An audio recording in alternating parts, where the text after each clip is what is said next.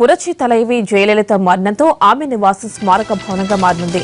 జయలలిత బంగ్లాను స్మారక మందిరంగా మార్చాలని ఆమె స్నేహితురాలు శశికళ ఆలోచిస్తున్నారట. వారసత్వపు ఆస్తి కోసం పలువురు పోటీపడే అవకాశం ఉందని వార్తలుస్తున్నాయి. ఈ గొడవంతా ఎందుకని స్మారక భవనం చేయాలన్న ప్రతిపాదనకు శశికళ పచ్చజెండా ఊపారని తెలుస్తోంది.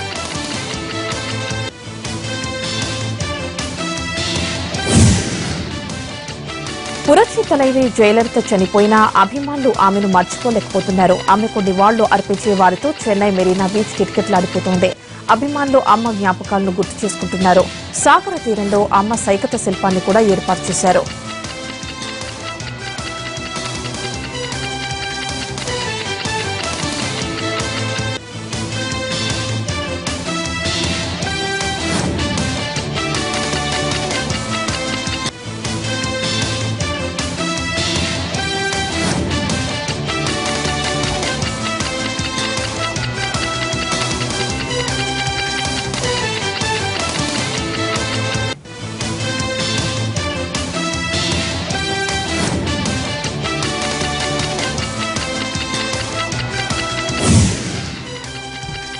జయలలిత మరణం తర్వాత ఆమె మేనకోడలు దీప మరోసారి తెరపైకొచ్చారు. జయ అంత్యక్రియలను శశికళ చేయడం సరికాదన్నారు. ఓ మహిళ అంత్యక్రియలు చేయడం తానెక్కడా చూడలేదన్న దీప జయ మరణం వెనుక వివరాలను త్వరలోనే బయటపెడతారని బాంబు పేల్చారు. గతంలో జయ నివాసం తనదేనంటూ హల్చల్ చేసిన దీప కొన్నాళ్లుగా జయకు దూరంగా ఉంటున్నారు. దీప మ్యారేజ్ సమయంలో జయ ఆమెకు ఓ ఫ్లాట్ ఇచ్చారు. అయితే భర్త మరణం తర్వాత దీప జయకు దగ్గరవ్వాలని ప్రయత్నించినా అమ్మ మాత్రం కర్ణించలేదు.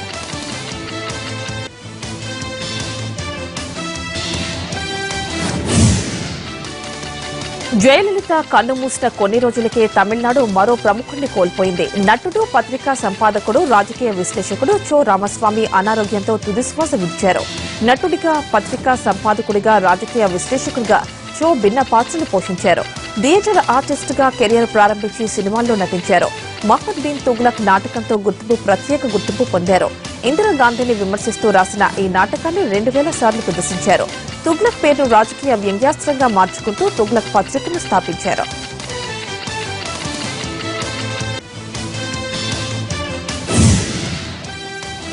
అనారోగ్యంతో ఆసుపత్రిలో చికిత్స పొందుతున్న డీఎంకే అధినేత కరుణానిధి డిశ్చార్జ్ అయ్యారు. కొన్ని రోజులుగా ఆయన చెన్నై కావేరీ ఆసుపత్రిలో చికిత్స తీసుకుంటున్నారు.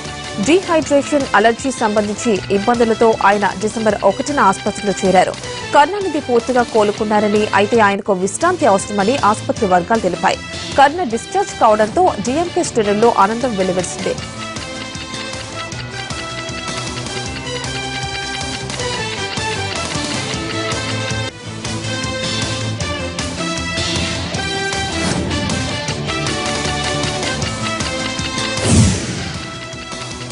నగ్రోటా ఉగ్రదాడిపై ఎన్ఐఏ విచారణ జరపనుంది. హోంమంత్రిత్వ శాఖ ఆదేశం మేరకు ఎన్ఐఏ రంగంలోకి దిగింది. నగ్రోటా దాడిలో 2 ఆర్మీ ఆఫీసర్స్ తో పాటు 7 సైనికులు, 3 మిలిటెంట్లు చనిపోయారు.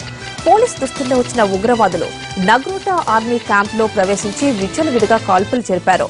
పఠాన్కోట్ దాడి తర్వాత కూడా సైనిక శిబిరాల దగ్గర భద్రత కట్టుదిట్టం చేయలేదని విపక్షాలు మండిపడడంతో కేంద్రం ఈ కేసు ఎన్ఐఏకు అప్పగించింది. మైనింగ్ కింగ్ గాలి జనార్దన్ రెడ్డి మరో వివాదంలో చిక్కుకున్నారు. ఇటీవలే గాలి జనార్దన్ రెడ్డి కుమార్తె వివాహం వైభవంగా జరిగింది.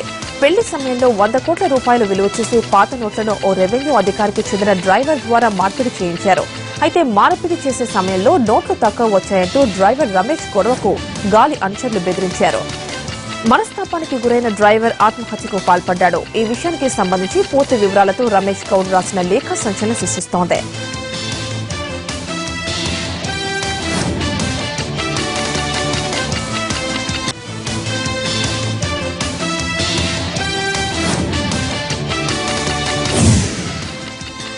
కాంగ్రెస్ ఉపాధ్యక్షుడు రాహుల్ గాంధీ ట్విట్టర్ ను 5 దేశాల దుండగులు హ్యాక్ చేశారని తెలుస్తోంది. ఈ కేసుపై దర్యాప్తు చేస్తున్న ఢిల్లీ పోలీసులకు ట్విట్టర్ యాజమాన్యం ఐపీ అడ్రస్ ఇచ్చింది. Sweden, Romania, America, Canada, Thailand దేశాల నుంచి హ్యాకర్లు ఆపరేట్ చేశారని ప్రాథమిక విచారణలో తేలింది. ట్విట్టర్ ఇచ్చిన ఐపీ అడ్రస్ల ఆధారంగా దుండగుల జాడ కనిపెట్టాలని పోలీసులు భావిస్తున్నారు.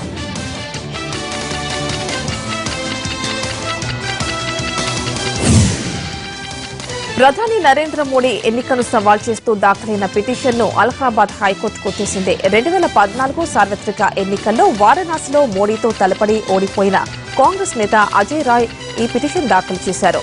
మోడీ ఎన్నికను ఎందుకు సవాల్ చేస్తున్నారో పిటిషనర్ సరైన ఆధారాలు చూపలేదని కోర్టు అభిప్రాయపడింది. ఇరు వర్గాల వాదనలు విన్న సింగిల్ జడ్జి విక్రమ్ నాథ్ అజయ్ రాయ్ పిటిషన్ను కొట్టేస్తూ తీర్పు చెప్పారు.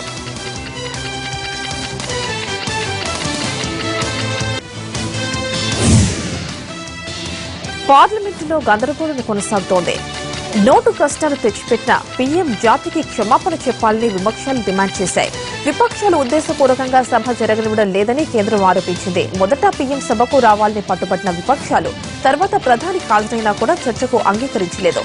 కీలక బిల్లు పెండింగ్ లో ఉన్న సమయంలో పార్లమెంటులో ప్రతిష్టంభన కొనసాగడంపై సర్వత్రా ఆందోళన వ్యక్తమవుతోంది.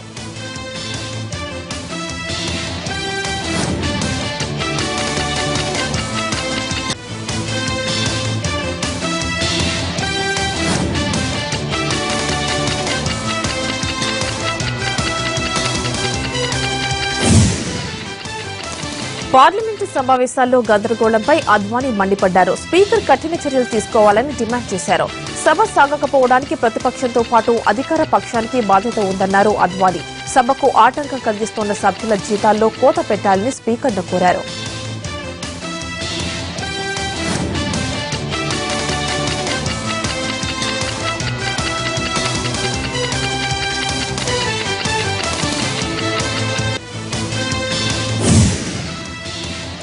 కేంద్ర విదేశాంగ మంత్రి సుష్మా స్వరాజ్ కిడ్నీ ట్రాన్స్ప్లాంటేషన్ పై ఊహాగానాలుందని మీడియాకు ఆమె భర్త హితవు పలికారు. సుష్మకు ఎవరు కిడ్నీ ఇస్తున్నారని ఛానళ్లు వరుస కథనాలు ప్రసారం చేయడాన్ని ఆమె భర్త కౌశల్ స్వరాజ్ తప్పుబట్టారు. కిడ్నీ ట్రాన్స్ప్లాంటేషన్ లైవ్ టెలికాస్ట్ చేద్దామన్న ఉత్సుకత కనిపిస్తోందని, కానీ సుష్మా వ్యక్తిగత ఆరోగ్య విషయాన్ని బహిరంగ పరచాల్సిన పని లేదని చెప్పారు కౌశల్.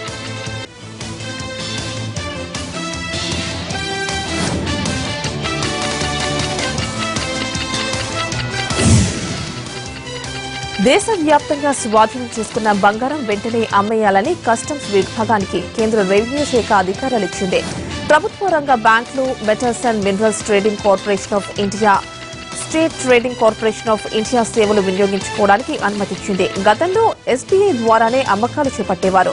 ఈ ఆర్థిక సంవత్సరంలో ఢిల్లీలోని ఇందిరాగాంధీ విమానాశ్రయంలోని కస్టమ్స్ నిల్వల నుంచి సుమారు 67.4 కిలోల బంగారం కనిపించకుండా పోయిందని పార్లమెంట్లో ప్రభుత్వం ప్రకటించింది. గత 3 ఏళ్ల కాలంలో ఢిల్లీ, ముంబై, త్రిచి విమానాశ్రయాల్లో కస్టమ్స్ విభాగాల నుంచి 12 సందర్భాల్లో సుమారు 65.39 కిలోల బంగారం మాయమన్నట్లు గుర్తించారు.